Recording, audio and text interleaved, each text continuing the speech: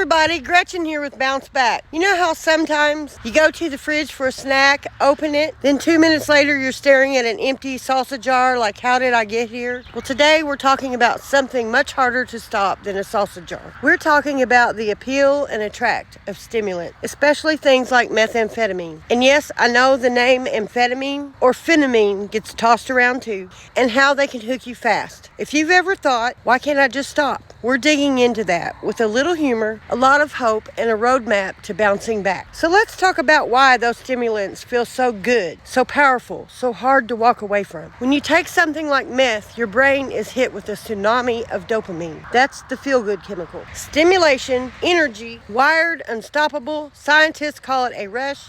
Here's the kicker. Your brain quickly learns, hey, when I get this drug, there's a reward. And the more you chase that, the more your brain's normal reward system gets out of whack. Over time, the drug becomes the thing your brain thinks that you need to feel good. For energy, focus, relief, escape. Think of it like going to a trampoline park. You bounce high the first few times, you love that flying high feeling. Then you smash into the foam pit, you're exhausted, you need another bounce, and pretty soon you're paying for the unlimited bounce pass, and you're thinking, why am I here at midnight eating nachos in the lobby? That's what this cycle can feel like.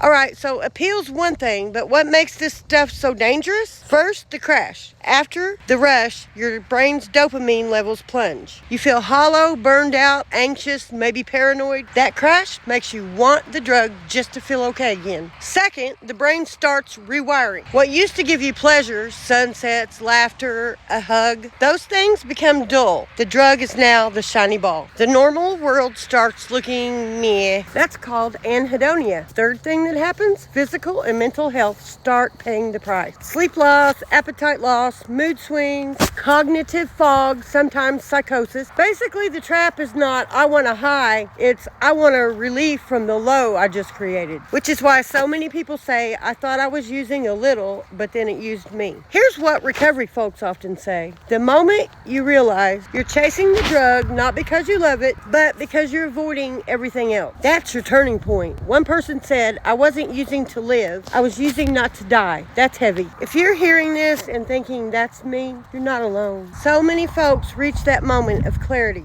I don't want this anymore. And yes, it's a scary, messy, brave moment, but it's hopeful. So, how do we bounce back? Bounce back with Gretchen style. Here we go. Number one, acknowledge the truth. No more sugarcoating. Admit what I'm doing is hurting me, even if it helped me for a while. Number two, build substitute reward. Since your brain got hijacked, you need to create new healthy triggers. Physical movement, even walking count, sun on your face, singing out loud in the car like you're in a crazy 80s movie. Reconnect with people you trust. These things rebuild your brain's normal pleasure wiring. Number three, seek support, professional and personal. Addiction to stimulants is a brain-based condition. Therapy, peer support groups, for example, the program Crystal Meth Anonymous, they matter. Number four, manage the crash zone. When the high falls away, you see the low. Plan for it. Healthy sleep, simple nutrition, safe environment, distractions, a buddy you call when you feel weak. Number five, celebrate the small wins. Didn't use today?